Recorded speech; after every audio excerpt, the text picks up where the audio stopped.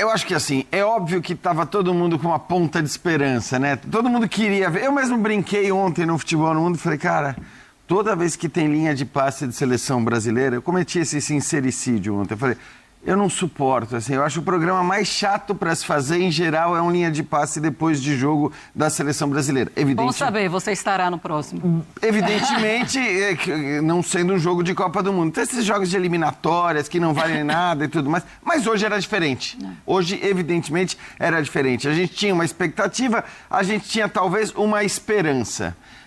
A esperança é mais na linha do que o Zupac falou. Podia acontecer, podia, mas não era o normal. Eu acho que não era o normal, até porque, é bom deixar claro, a gente está falando hoje, eu acho que dá para afirmar sem muito medo, que este jogo que o Brasil acabou de fazer é o segundo jogo mais difícil que o Brasil tem nas eliminatórias de Copa do Mundo. O primeiro, né, não precisamos falar muito, foi a goleada sofrida para a Argentina. A Argentina fora de casa sempre vai ser o mais difícil. Graças a Deus que o Ancelotti não estreou contra a Argentina. Agora, talvez também se tivesse estreado contra a Argentina, eu até acredito nisso. Dois, né, Jans? Não ia tomar goleada, porque aí eu acho que tem o que o Zupac falou, a questão da organização defensiva, ela ficou muito clara. Foi uma seleção disciplinada taticamente, uma seleção organizada defensivamente, uma seleção concentrada o tempo todo, mas uma seleção que, mais uma vez, não consegue produzir. Não consegue produzir muito pelo meio-campo. É um meio-campo que não produz ofensivamente, é um meio-campo hoje com uma figura diferente que é o Casemiro, que é importante defensivamente, que é uma referência, que tem qualidade de passe também, mas de resto, assim, a gente tem o Bruno Guimarães, de novo, foi mal, né? É que a gente sempre vem falando que o técnico da seleção vai ter, acima de tudo, fazer com que os caras consigam jogar na seleção que jogam nos seus clubes. O Vini, dos três da frente, foi o que tentou um pouco mais, não conseguiu ser o Vini na sua melhor versão, mas foi aquele que tentou um pouco mais. E aí, só para dar um destaque, acho que negativo, para mim foi o Richarlison. E eu digo isso assim, com dor no coração, porque eu gosto do Richarlison, acho legal que ele esteja na seleção, ele viveu a melhor fase dele com o Ancelotti. Mas obviamente tem um foco muito grande sobre ele, né? Quando ele foi convocado, muita gente criticou, e acho que no seu primeiro jogo, não quer dizer nada também, ele não foi bem. Em compensação, o Alex na zaga, talvez o melhor jogador da seleção brasileira hoje, e vale lembrar, né? Uma estreia, quer dizer, uma primeira partida como titular de seleção brasileira. Então, aí já para pegar as escolhas específicas do Ancelotti, né? Uma que não deu muito certo lá na frente, que foi o Richarlison, e uma que deu muito certo lá atrás, que foi o Alex. Vamos ficar com o Alex, então, viu, Zupa? Melhor. O Alex vai ficar mais fácil pra gente saber quem é quem ali na parte defensiva. Alexandre ter dois Alexandres existe, né? Um ao lado do outro. E ele pediu para ser chamado de Alex, né? Ótimo, então, tá assim... Alex R.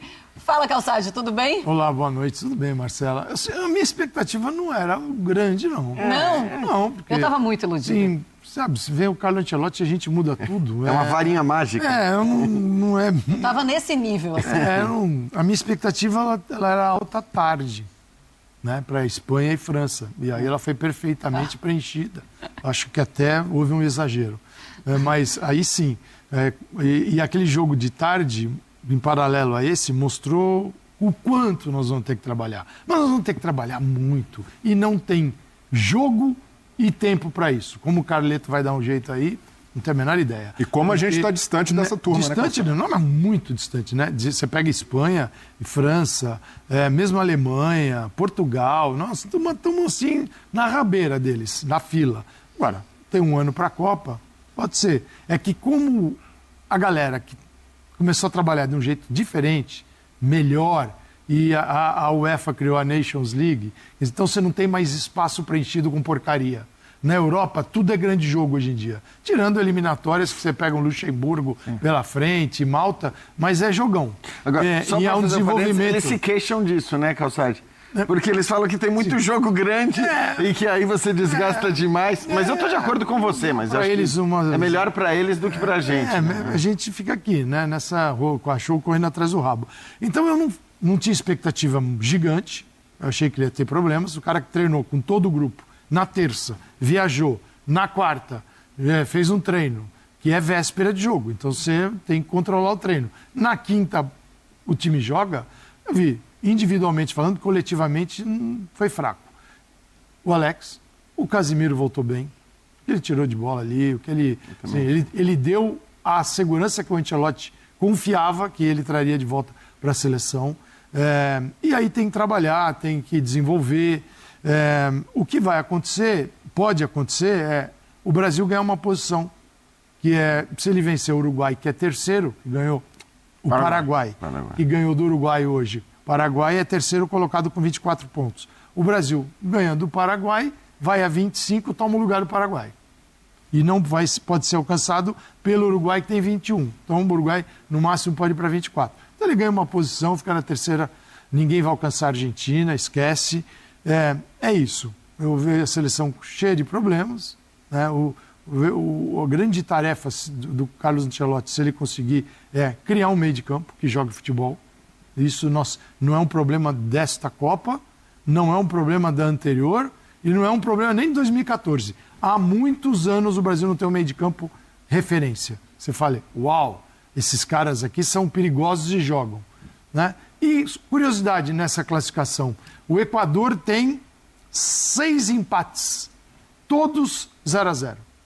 Então o Equador, que é o segundo colocado das eliminatórias, tem 6 placares 0-0 nas eliminatórias. Então, eles tomaram 5 gols em 15 jogos. Ou seja, o Equador é resultado. Assim, o que o Equador empatou, o Brasil andou perdendo. Senão o Brasil estaria em segundo lugar como o Equador, à base de empates. E algumas vitórias, foram 7, o Brasil ganhou 6. Mas, sim, não estou... E sobre a expectativa de uma transformação imediata, que, de novo, poderia acontecer, porque o futebol permite, mas não era o lógico, até levando em consideração quem é o técnico que assumiu a seleção brasileira, né?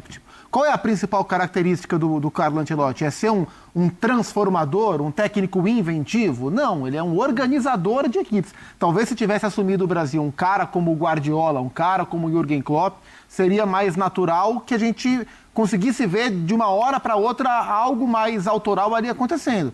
A grande virtude do Ancelotti é organizar as suas equipes.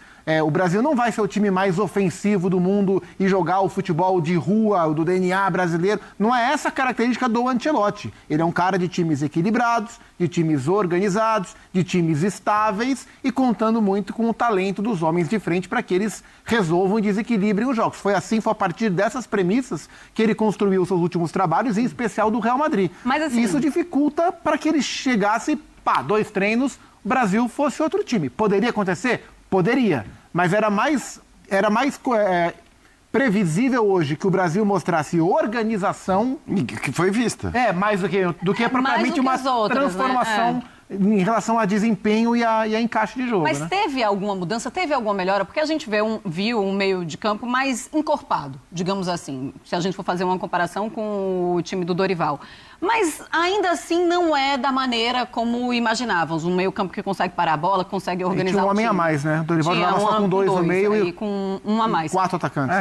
Eu acho até tem alguma melhora olhando para esse ponto? Então, eu acho até que tem a ver. Eu acredito que a gente possa ver, eu não sei aí, o Ancelotti não tem tantos jogos até a Copa do Mundo, mas que a gente possa ver, até mesmo no próximo jogo, eventualmente, o Brasil com um formato diferente. Pode até ser que ele porque ele é um cara que faz isso também. Ele não é um cara... Eu estou plenamente de acordo com o Zupac, ele não é um técnico autoral, mas ele é um técnico que, mais do que esses outros que o Zupac citou, que são mais dogmáticos e que tem uma ideia de futebol que tem que prevalecer em relação a tudo, ele olha, pera lá, quem que eu tenho na minha mão, quem é o meu adversário... Com esses caras que eu tenho, para esse adversário, qual é o melhor time que eu vou escalar? E ele falou isso na coletiva. Exato. Tem hora que vai ser ofensivo e tem hora que vai ser reativo. Ele falou isso. Então pode ser que a gente volte a ver um 4-2-3-1 na seleção brasileira. Hoje, de fato, não fazia sentido, pelo que eu falei. Pela qualidade do adversário, eu acho que pela chance que o Brasil tinha de perder este jogo, porque o Brasil que a gente vinha vendo tinha uma boa chance de perder esse jogo. Então, para mim, assim, os méritos, a organização defensiva, e de fato, você vai falar, organização defensiva, os laterais subiram muito pouco. Sim, subiram muito pouco, e é um preço... Ele quis segurar ele todos na linha... Estavam sempre. A linha quebrada. É isso. A linha estava sempre montadinha, organizadinha. Acho até que o Wanderson não foi bem, ele errou tecnicamente, mas do ponto de vista tático, a linha lá defensiva estava montada o tempo todo, os 3 do meio-campo tinham o tempo todo a ajuda do Estevão quando o Brasil perdia a bola e o Brasil... O Vini voltando menos, fechava. né? O Vini voltando menos. Richarlison Mas acho que faz sentido, né? se dando a sola da chuteira para voltar. Até olhando para... Então, e aí que eu acho essa coisa do empenho, da dedicação, da concentração, tudo isso foi visto. E acho que assim, é algo importante para você ganhar uma Copa do Mundo. É só um primeiro passo, de fato a gente está anos-luz das principais seleções europeias hoje, mas essa é uma realidade e essa realidade não ia mudar depois de um jogo de hoje. Sim. Se o Brasil tivesse ganhado de 4-0 do Equador, talvez se criasse aquela empolgação que foi criada quando o Diniz assumiu, que um monte de gente ficou até preocupado, falando, putz, mas e agora?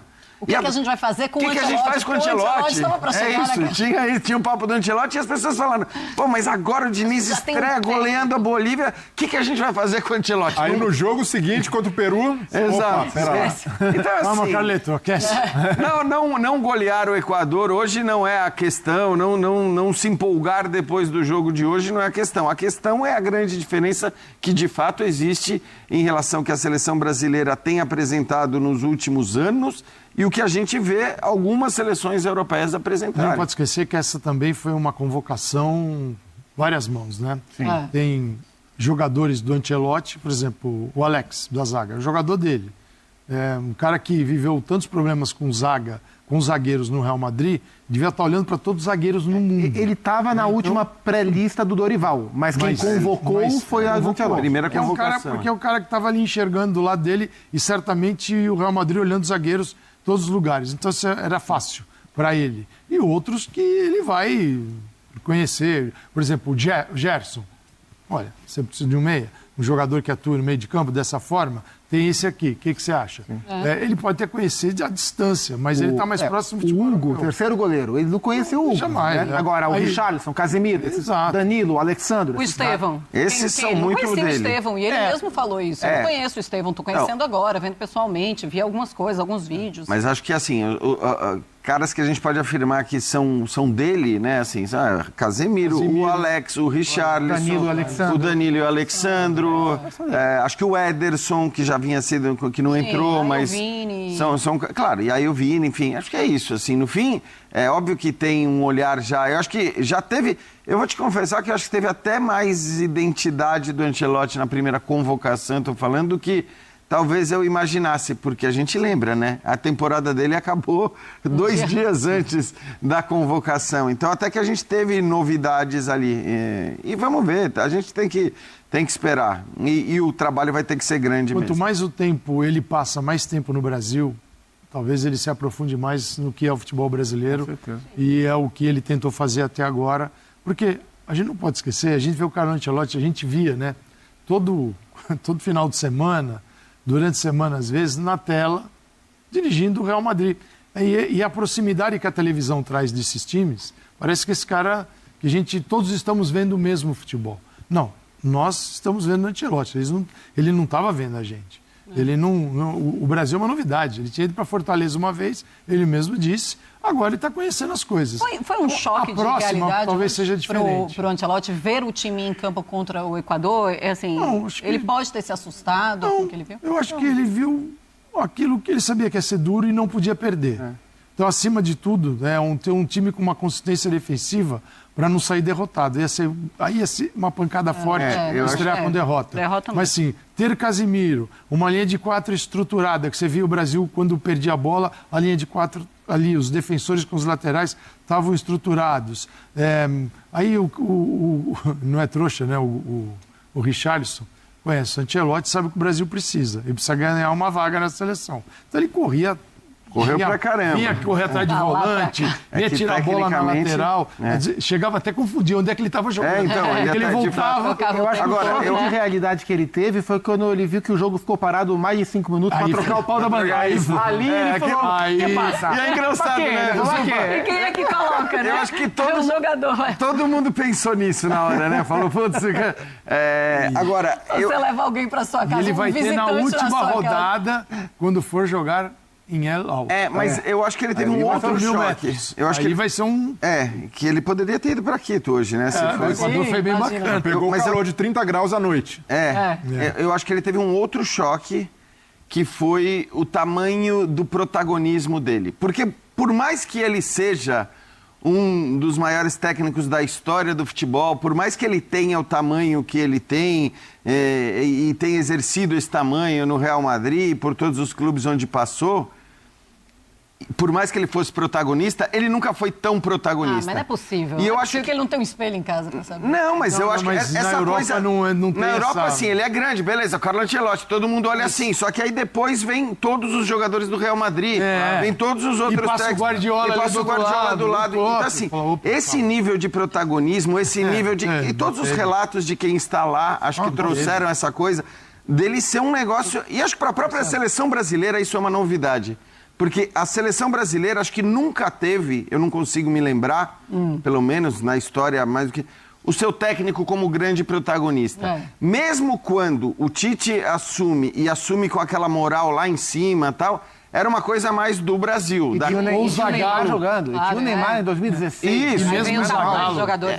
E é um cara... né? Isso, e assim, da crença de saber o que... Agora, essa coisa de chegou a seleção brasileira, vai todo mundo pra cima do técnico... Porque é um momento de descrédito, não só da seleção, mas da própria geração, para muita gente, e é contratado nesse momento de descrédito para mim não é para mim não há nem discussão se ele é o maior técnico da história, porque ele não é, mas um dos maiores técnicos e um dos grandes vencedores da história. Então junta o tamanho do Ancelotti com, infelizmente, o tamanho menor que a seleção se apresentou nos últimos anos e gera essa impressão de que é um ET entre nós. E talvez, Zupa, ele consiga entender o que acontece com o Vinícius Júnior quando põe a camisa de seleção, porque ele vestia a camisa que ele dava para o Esse é a grande chave da coisa. Como fazer o Vinícius ter a mesma desenvoltura, porque é incrível, não é que o Vinícius joga no Brighton, ele joga no Real Madrid. E ele consegue assumir toda essa posição de ser um superstar no Real Madrid, de ganhar prêmios internacionais e render.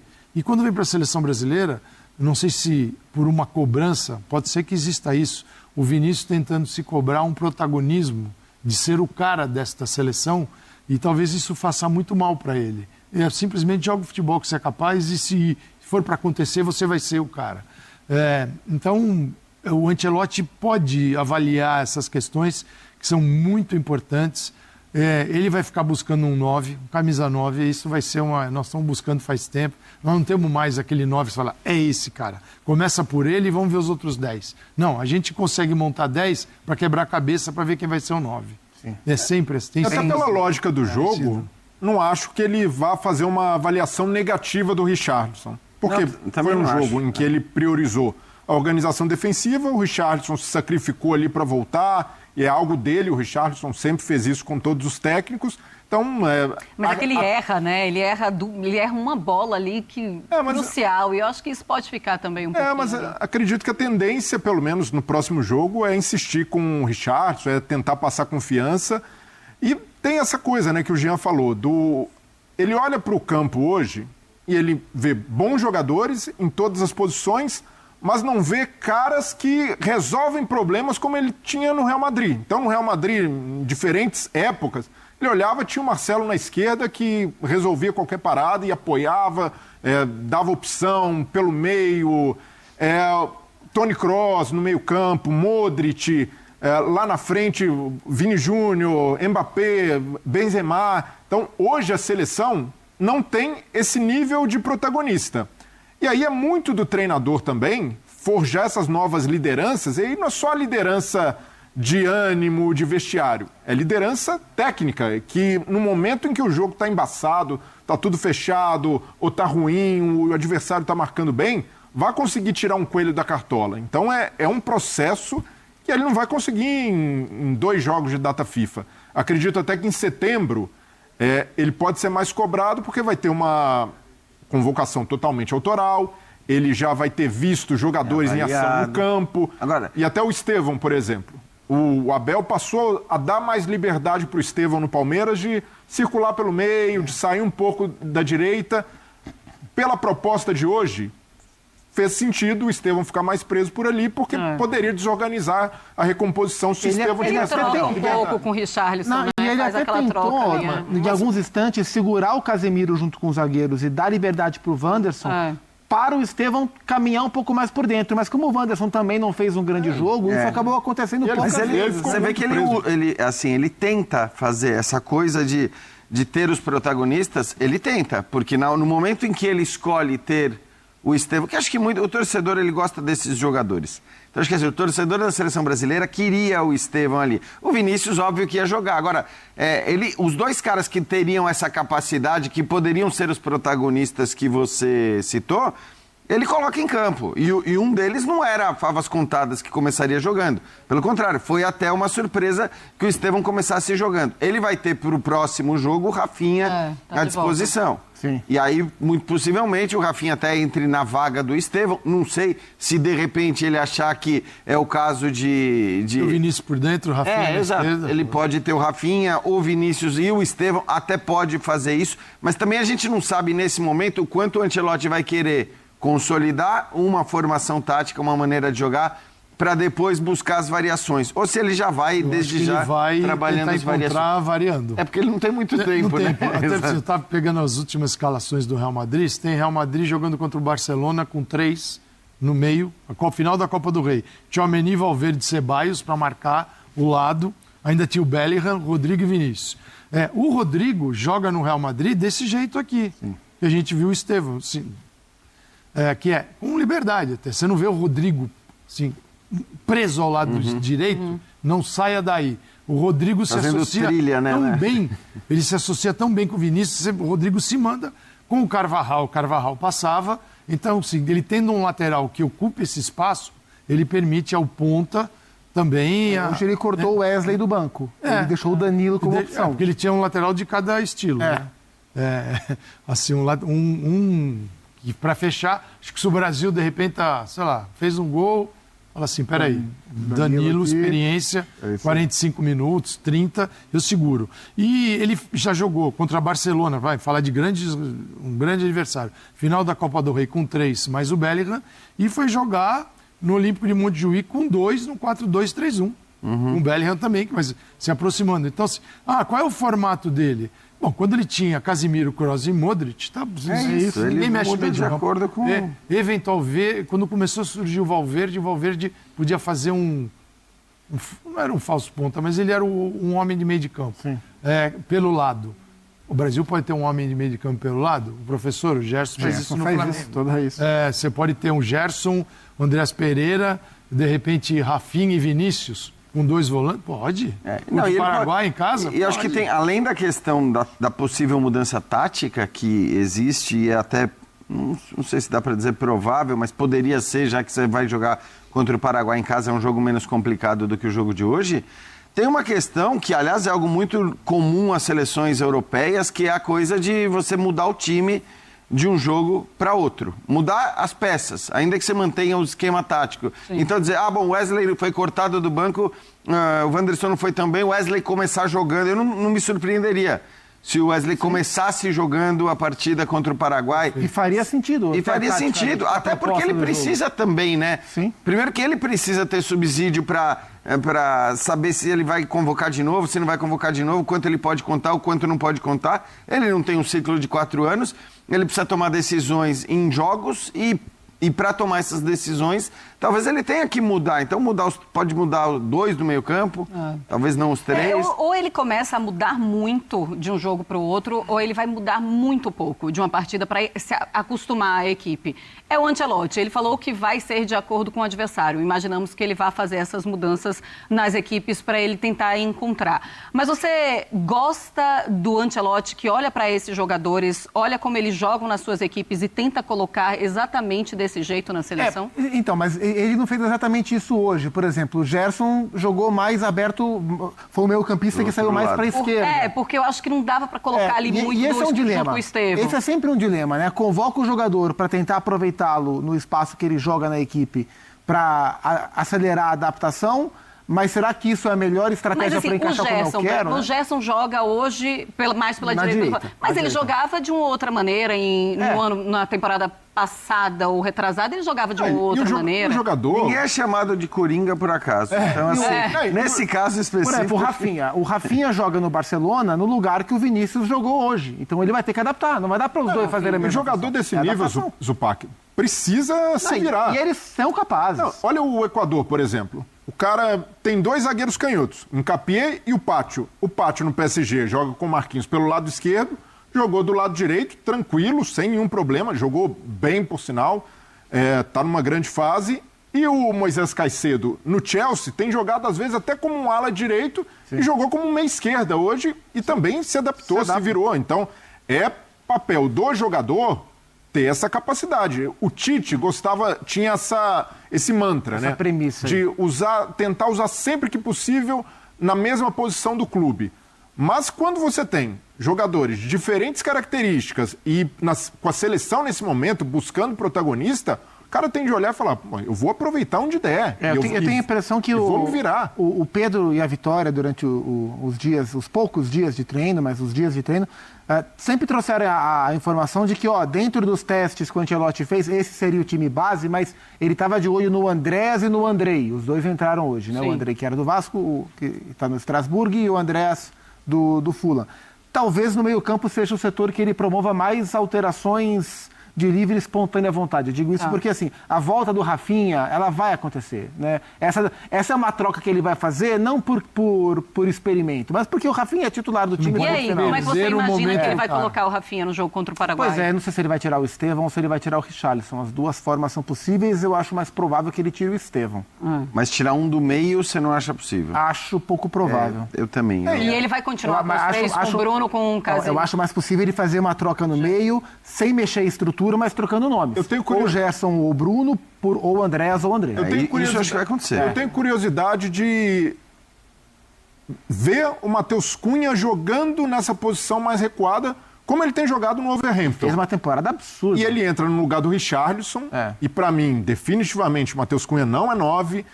Até entrou hoje com liberdade para buscar jogo no meio, e aí o Gabriel Martinelli, que já tinha entrado também, centralizava um pouco mais, mas ainda assim, o Matheus Cunha, com o talento, com a força que ele tem, ele pode fazer, por exemplo, a função que o Gerson fez hoje. Mais recuado e até com liberdade também de chegar mais à frente. O Gerson acabou ficando sobrecarregado também na marcação, até pela força do meio-campo do Equador. Mas eu gostaria, até pelo fato do Brasil jogar em casa, Matheus Cunha seria um nome interessante para dar mais criatividade no meio, até para se aproximar mais dos homens de frente. Como é que vocês veem no jogo contra o Paraguai e quais as mudanças que vocês imaginam que o Ancelotti vai fazer e deve fazer para apresentar um futebol melhor? Eu só cravo a entrada do Rafinha. Embora eu ache que vai acontecer. Embora eu ache que outras mudanças vão acontecer, também apostaria nesse momento, apesar de eu achar que a lógica ancelotiana pode até apontar uma mudança de sistema tático, mas acho que é tão começo de trabalho que talvez ele mantenha esse 4-3-3 aí. E aí muda peças, até para avaliar. Então, mudar as peças que não foram tão bem. Então, pode até ser o Matheus no lugar do Richarlison, o Rafinha no lugar do Estevão, sei lá, o Wesley no lugar do Wanderson. Tem duas opções aí. Né, sai o Bruno, tem o Ederson, tem o Andrei, tem várias opções de meio campista. A convocação dele permite uma série de mudanças, né? Ele pode jogar com lateral como o Danilo, se quiser o Danilo como lateral, cara que ele é mais um zagueiro hoje do que um lateral. Mas para esse jogo talvez não fizesse tanto sentido. Eu digo assim, mas ele tem uma altura no meio de campo até onde ele vai, você não vai ver o Danilo passando, que ele é um foguete, faz o quase como um volante ali. E talvez ele veja o Danilo até como um jogador diferente, né? Não um lateral, porque ele levou 2 laterais direitos. Mas ele pode jogar com 2. O Gerson pode jogar como segundo volante, faz isso no Flamengo? Pode, faz isso no Flamengo. Mas eu não quero. Tá bom. Ele pode ter Estevão. Se ele começar a mexer muito, né, em mudar as posições, por exemplo, no Real Madrid, ele jogou muito com o Vinícius e Mbappé. Não o Vinícius aberto. O Vinícius joga aberto, joga por dentro. O Vinícius variou nessa temporada. Pode ser Vinícius. É que para jogar em casa, você não vai fazer um time meio com cara de contra-ataque. É isso. Como foi de hoje, velocidade. por exemplo. Você não vai E é o fazer. Paraguai, né? Você faz um time, talvez, pensando Paraguai, terceiro colocado nas eliminatórias, estou na frente do Brasil, peraí, calma, muita calma. Você não vai o Paraguai loucão em cima do Brasil. Então é um time que ele precisa de mais posse, mais coordenação, a bola circulando mais, e se ele conseguir ter um trio no meio de campo que faça isso, com participação dos atacantes, funciona. Se ele quiser ter mais um jogador no meio de campo, ele pode também.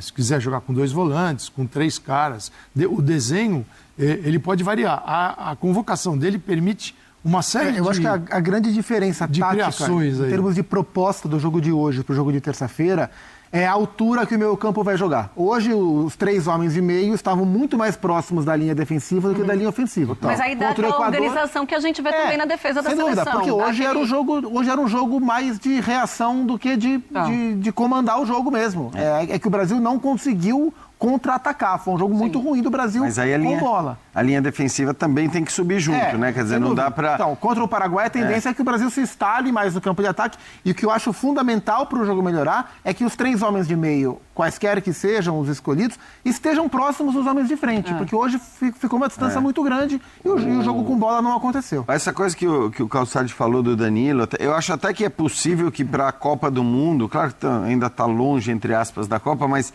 Tá longe, mais perto.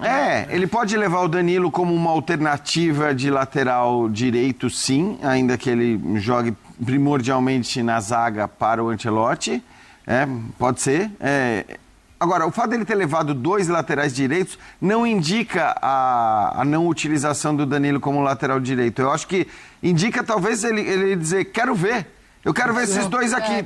Vocês estão falando do Wesley? Beleza. Especialmente o Wesley, Eu quero ver o Wesley aqui, o Wanderson já conheço melhor e vou testar. E aí ele tem os 2 ali para trabalhar alguns dias, para depois, de repente, tomar uma decisão lá mais próxima e dizer, beleza, o meu lateral ofensivo vai ser o Wesley, ou vai ser o Vanderlan. Mas o Danilo hoje deu segurança para ele cortar o Wesley, por exemplo. Eu tenho o Danilo, então, posso cortar. Por isso que eu acho que pode ser, o plano dele lá para frente possa ser, eu vou ter um lateral direito além do Danilo, por mais que o Danilo possa jogar na zaga. O que é uma pena para a seleção brasileira é que ela não tem um lateral esquerdo, porque se você tivesse um lateral esquerdo daqueles... Foguetinho. Aqueles avassaladores, que era um Theo Hernandes, que nem vive o melhor momento dele. O próprio Arana, mas... que tem esse perfil, mas que infelizmente tem machucado muito, mas às vezes que jogou pela seleção, não foi nem sombra, né? Então, e no Galo também tem atacado melhor por dentro do que aberto. Aí você tem o Renan Lodge que falou, o preconceito contra o futebol saudita não é preconceito, Renan Lodge. Acho que na hora que você escolhe jogar no futebol saudita, corre riscos. Você corre riscos. O Bento é um conceito. Mas tá convocado. É um conceito correto. Então, mas acho até que é um goleiro, tá? Não quer dizer que você não possa convocar jogadores que atuam no futebol saudita. Ô, Jean, o Renan deve ter visto ali, o Cristiano Ronaldo foi convocado para Portugal. Só o Cristiano Ronaldo, né? Só o Cristiano Ronaldo. Só uma coisinha que o Bira mandou pra gente, um abraço, Bira Tanleal, Beijo, fã de Bira. esportes. Ele falou, acho que é bem lembrado, ele falou, talvez o único momento em que o técnico da seleção tenha sido o maior nome da seleção brasileira foi o Falcão, na década de 90, quando ele só podia convocar jogador que atuava no Brasil. E, de fato, ali havia uma expectativa muito grande, porque o Falcão vira técnico da seleção, porque ele era comentarista na Globo, então ele tinha toda aquela visibilidade, era uma unanimidade, assume a seleção brasileira com alta expectativa e a sua seleção, naquele momento, só tinha jogadores que atuavam no Brasil. Então, realmente, talvez ali o Falcão fosse o maior nome da seleção, mas acho que nada se compara com o que a gente viu hoje. Cara, coisa dos câmeras lá na hora que ele entrou em campo. Nenhuma dúvida, assim. E, inclusive, em relação à imprensa mesmo. A Vitória e o Pedro falavam ontem no Sport Center que, assim, ficou uma fila. Não deu para colocar todas as pessoas dentro, todos os jornalistas que gostariam, do Equador, que gostariam de falar com o Ancelotti, eles ficaram do lado de fora. Vai ver o que agora contra o Paraguai. Vai ser um absurdo, em cima. Não tem o que fazer. O Vini Júnior, nesse jogo, ele foi melhor do Vini Júnior da seleção brasileira que estávamos vendo com o Dorival? Ou muito parecido? Ia forçar a barra, eu acho. E assim, como o Jean falou, tentou ali no 1 contra 1, até no primeiro tempo, levando vantagem em uma ou outra jogada, mas sem conseguir progressão, né? Passava de um, já tinha a cobertura chegando, mas do Vini... é muito injusto também colocar toda essa carga nele. O cara veste a camisa da seleção e sente. Ele pode sentir pela cobrança, pelas comparações, mas eu não acredito que a ponto de esquecer de jogar futebol. E é isso, ele continua tentando. Só que as condições são muito diferentes do Real Madrid. Então, no Real Madrid, a circulação de bola, aí, pelo menos havia, né? Porque nessa temporada também não funcionou. Mas havia ali movimentos coordenados de contra-ataque que davam para ele a condição de 1 contra 1 de fato, de não ter cobertura. Então, hoje, por exemplo, hora nenhuma, o Vinícius Júnior pegou só passar de 1 e chegar no gol. Não houve, porque havia essa distância do meio campo, o Richarlison ficou muito preso na marcação, o Estevão também não tinha essa liberdade para, às vezes, se associar e mudar completamente de lado para se aproximar do Vini. Então, aos poucos, o Ancelotti vai perceber isso e vai tentar criar esses mecanismos para ajudar o Vini. Agora, só botar na conta dele, olha, o Vini não joga bem na seleção porque é no Real Madrid que ele tem a magia. Quem joga bem? Exato. Se a gente fizer uma análise justa, e hoje a defesa se salvou, mas até em alguns momentos, o Marquinhos, campeão no PSG como capitão, foi questionado na seleção e com justiça também, porque não estava bem. Hoje o Alisson sai mal do gol, mas fora isso não teve problema num lance de cruzamento, mas também já foi questionado. Então o problema da seleção é de fato coletivo e de ter um treinador que consiga favorecer seus jogadores. E acredito que com um pouco mais de tempo, a tendência é que o Vini passe a ser priorizado na visão do Ancelotti de gerar mais situações como ele tinha no Real Madrid, principalmente na temporada passada de 1 contra 1. Não acho que ele tenha feito um grande jogo. Na comparação direta com o que ele vinha jogando, eu acho que foi um pouco melhor. E acho que ele foi o melhor atacante do Brasil, o que não quer dizer que ele tenha feito um bom jogo. Mas 6,5. Dentre as atuações ruins dos homens de frente do Brasil, ele foi o que teve a atuação menos pior nesse sentido. E se a gente peneirar nessas eliminatórias, a eliminatória do Brasil é qualquer coisa, né? Porque é um desempenho, nossa, é paupérrimo. É muito pobre, Se a gente pegar, são 15 jogos da seleção brasileira. São 2 ou 3 jogos que o time jogou bem e ainda assim contra adversários mais frágeis. O primeiro contra a Bolívia, que a gente citou aqui. A goleada contra o Peru. Mas ainda assim... Os bons jogos foram graças aos... Mas se a gente pegar jogos contra Uruguai, contra Equador, contra Colômbia, contra a Argentina, o Brasil não jogou bem em nenhum deles. Contra adversários de alto nível. A exigência tem que ser essa. A exigência ela tem que ser coletiva. Eu acho que não faz sentido, não cabe se exigir do Vinícius Júnior o que se exigiu ou se exigia do Neymar. Porque eles não são jogadores, para mim, compatíveis do ponto de vista da qualidade, do potencial. Obviamente, se me dissessem hoje, quem que você quer que vá para a Copa do Mundo? Vinícius e não o Neymar, porque parece pouco provável. Mas são prateleiras diferentes. Mas são prateleiras diferentes. Então, acho que assim, quando você tinha aquela ideia de que o Neymar tem que ser o cara que vai desequilibrar, que vai fazer o Brasil ganhar uma Copa do Mundo... Assim, primeiro, são pouquíssimas as seleções que tiveram ou têm a possibilidade de olhar para um jogador e fazer isso, e dizer isso.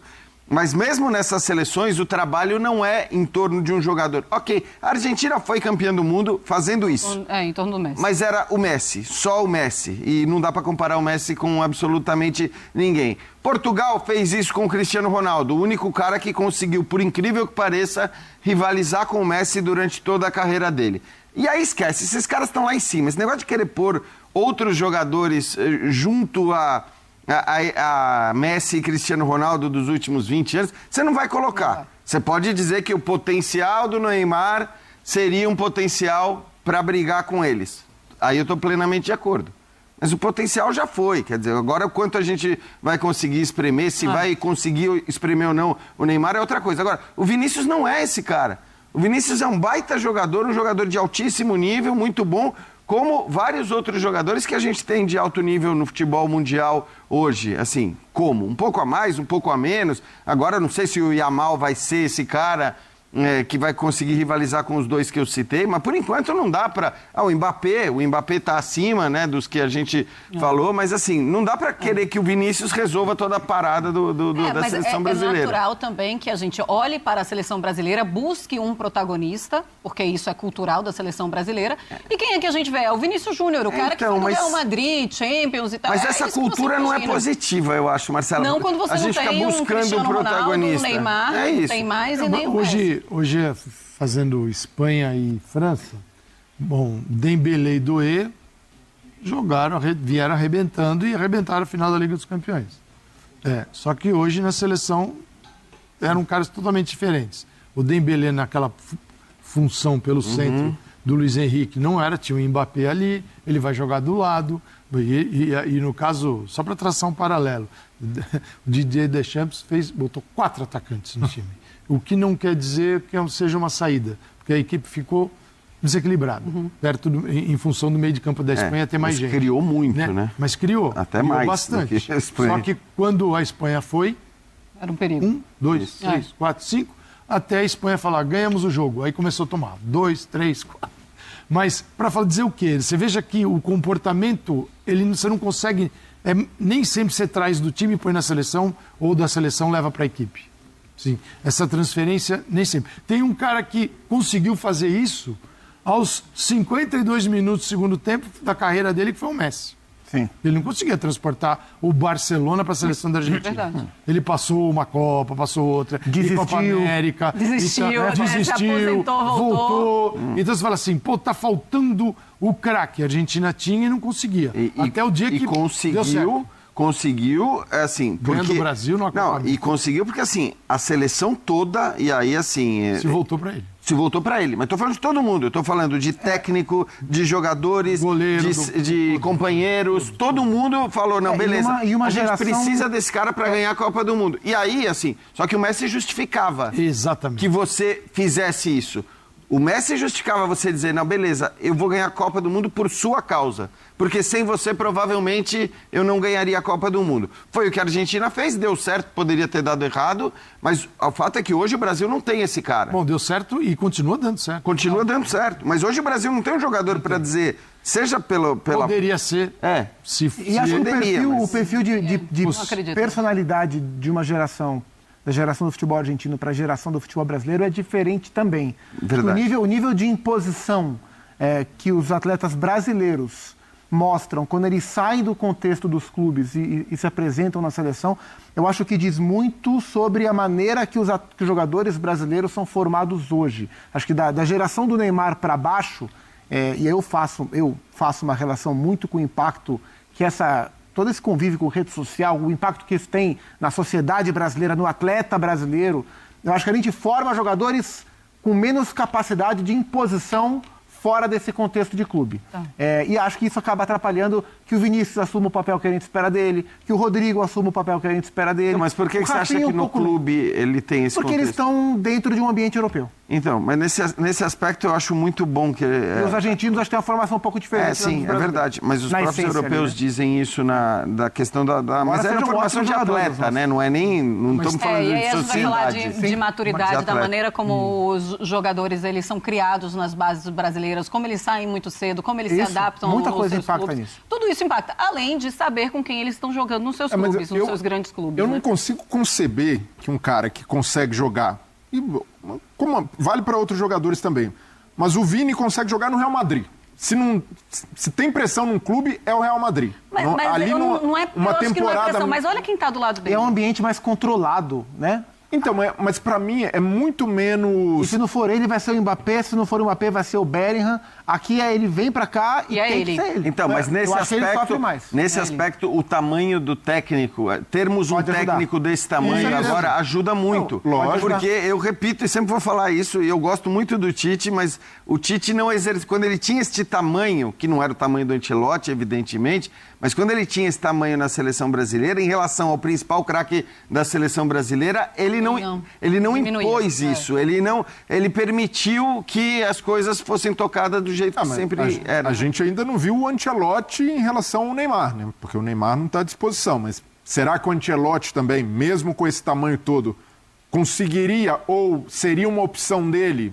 Ah, não, aqui a banda toca diferente e vou seguir assim? Acho que sim. Porque não, eu também, eu quero acreditar que sim. Mas se um cara como o Tite, que também tinha, quando o Tite chegou à seleção, ele tinha o mesmo status do Ancelotti em relação à unanimidade. Sim, Ele chegou, a unanimidade, não havia sim. contestação Ao tamanho, não. alguma. É por isso que eu digo que era o único momento que alguém, em relação ao Neymar, como você está falando, poderia ter sido um pouco mais duro, ter exigido mais profissionalismo. Hoje o desafio do Ancelotti é 1000 vezes maior, porque basta ver o que o Neymar tem feito no Me diga dia a uma dia coisa, da vida dele. Outro treinador mas teria convocado o Neymar Não, nessa assim, data maior. Acho eu que acho sim. O Dorival Acho que sim. convocou. O Mas Dorival- eu acho que pro Ancelotti é menor, porque ele olha pro Neymar e fala assim: meu amigo, depende de você. Não, mas Enquanto então- você não apresentar o que eu preciso pra minha seleção brasileira, eu não vou te convocar. Não, então, agora mas é que eu não acredito mas outro muito- treinador teria trazido o Neymar do jeito que ele tá. Não, eu acho- Da maneira como ele foi, acho vamos dar que um sim, jeito, vamos organizar mas a eu- seleção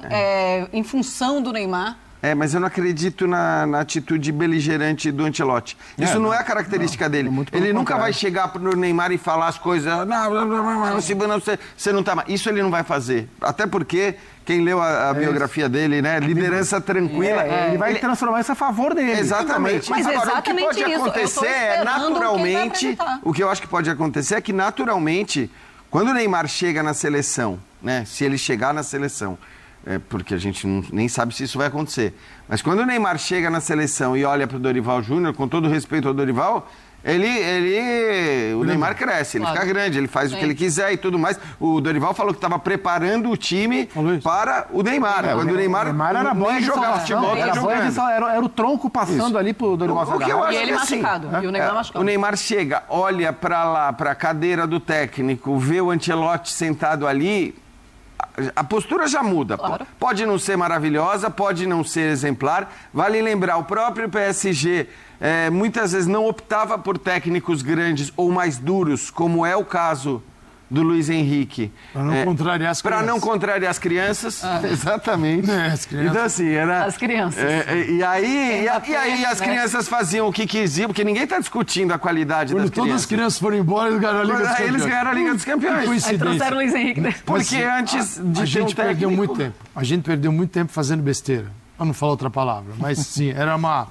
Transbordava, né? Foram anos fazendo besteira e à espera de Carlo Ancelotti. E aí tinha o projeto, primeiro projeto, segundo, terceiro, quase a gente vai para o quarto sem Ancelotti. E tá aí, veio o Ancelotti. Veio tarde demais. Veio dentro de uma conveniência para ele.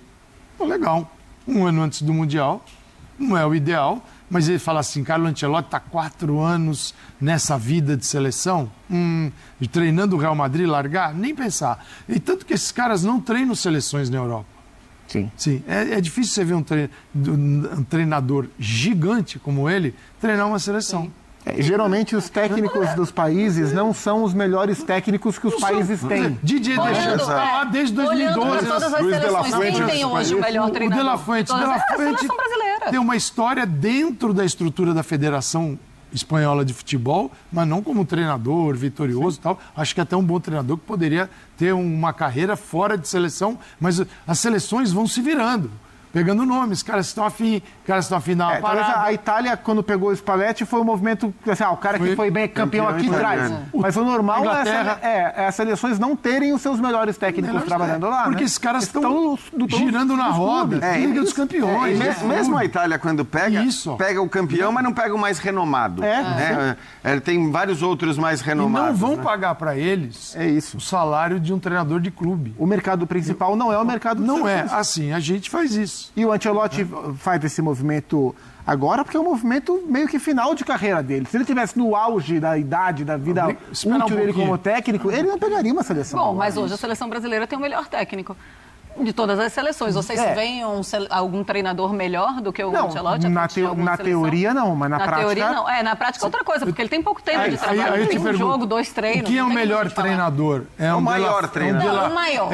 É o maior treinador. É o De La Fuente, que está na Espanha já há algum tempo, ganhou a Eurocopa, ou o Ancelotti O chegou para um Scaloni. trabalho de um ano? Trabalho O do Scaloni. Scaloni, Ou o trabalho do Scaloni Scaloni. ninguém brigou é isso, como treinador, mas tá lá. É que assim, tudo bem. É o maior treinador é o Ancelotti, é isso. É o maior. Olha, eu Maior queria é voltar bom. para o jogo contra o Equador e queria falar no segundo tempo das modificações, das trocas do Ancelotti. A seleção melhora com as trocas? Ele faz alguma leitura que faz a seleção melhorar no segundo Eu acho que tempo? há pouca mudança estrutural, assim. Ele troca mês por mês.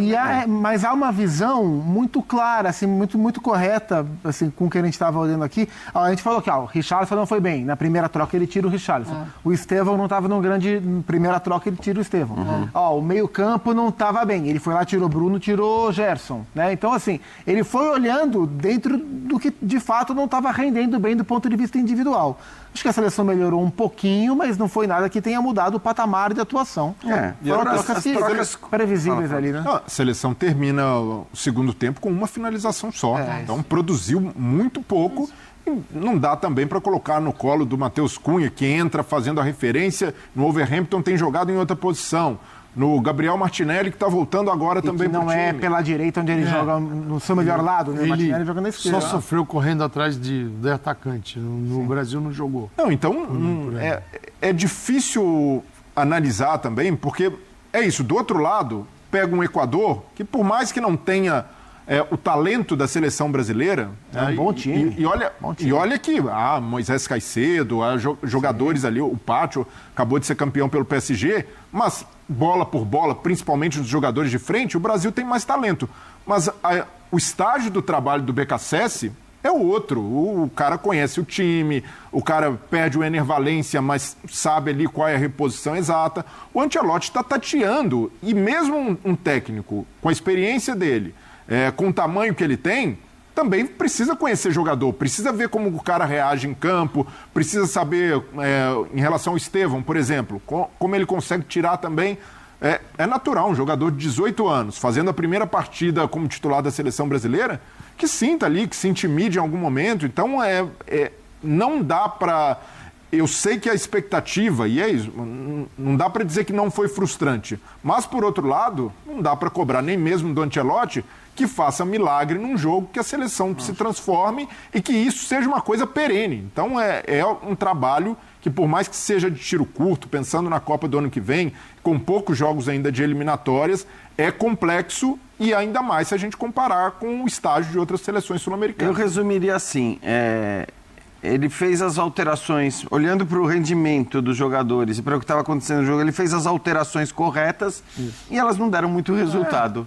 É isso, para mim é resumo. Olhando para o jogo, eu penso que a organização, os jogadores concentrados é o que mais me chamou a atenção. Parecia que eles não queriam errar em absolutamente nada, porque o Carlo Ancelotti estava chegando e eles queriam mostrar ali o bom futebol. Não conseguem fazer isso. Eu acho que até a atenção também dessa estreia de ter o Carlo Ancelotti. Tem um momento em que o Estevão erra um passe ali na frente dele e aí ele olha assim para o Ancelotti, não, calma, tenta dar uma tranquilizada.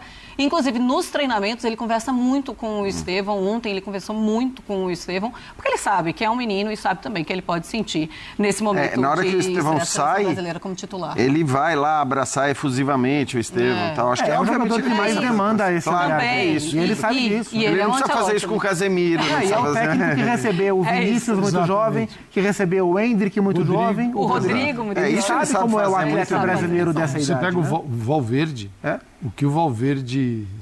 Como chegou o Valverde, como ele... Que jogador ele é do Real Madrid.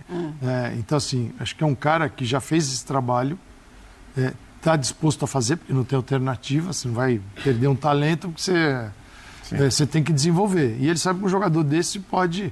E vamos ver, porque o Estevão vai ter um ano de Premier League. Como é que vai ser esse ano? Vai ser um ano ativo, que vai crescer? Vai ser um ano que vai passar no banco? Seleção, né? Porque ele faz muito isso com vários jovens, ele fez os caras evoluírem absurdamente, mas trabalhando todos os dias com esses jogadores. Na seleção é diferente. Eu vou dizer uma coisa, eu vou passar o pano pro Ancelotti, mas os jogadores, eles me decepcionaram, não sei, a tensão ali deles e o que eles não conseguem demonstrar nesse jogo me deixou um pouco decepcionada.